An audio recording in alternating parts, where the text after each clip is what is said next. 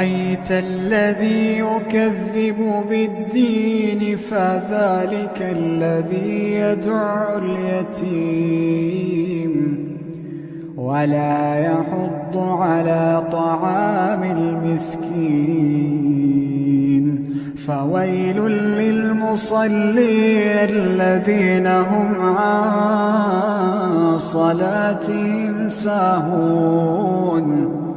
الذين هم يراءون